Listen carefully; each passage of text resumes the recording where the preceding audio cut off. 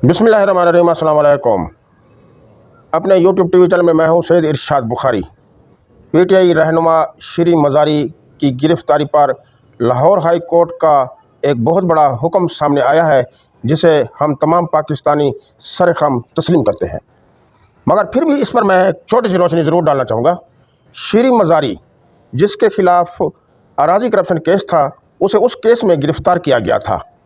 मगर रात की तारीकी में फिर एक बार अदालत खुली और शीरी मज़ारी केस को समाअत किया गया।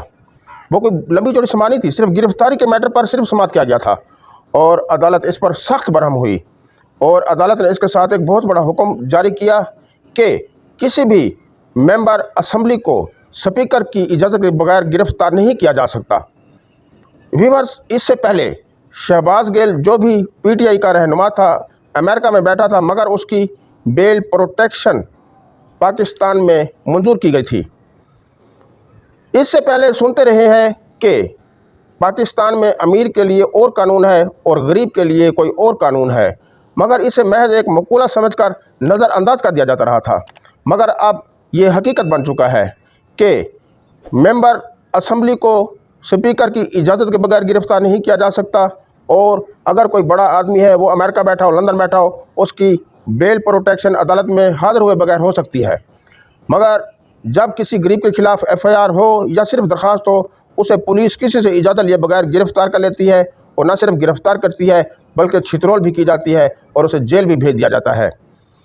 व्यूअर्स, इसी तरह अगर कोई गरीब कोई जुर्म करे या ना करे, उसे न सिर्फ गिरफ़्तार किया जाता है बल्कि उसकी बेल भी जब तक वो अदालत में पेश नहीं होता नहीं ली जाती।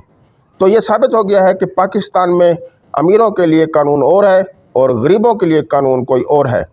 इस वक्त पाकिस्तान में हुक्म सिर्फ अदालत का चल रहा है, हुकूमत बराए नाम हो गई है। दोस्तों और व्यूअर्स, आपको एक और बात भी बताऊं, इससे ये लग रहा है कि कोई नई साजिश सर उठाने वाली है। अगर ये लोग पहली साजिश में बच गए थे, तो अब की बार जो साजिश आएगी, कोई सियासी शख्स नहीं बच सकेगा, बल्कि वो जेल की हवा भी खाएंगे और कोड़े भी खाएंगे और उनकी हड्डी पसली भी तोड़ दी जाएगी। आखिर में इस गुस्ताखी की मुआज़रत चाहता हूँ।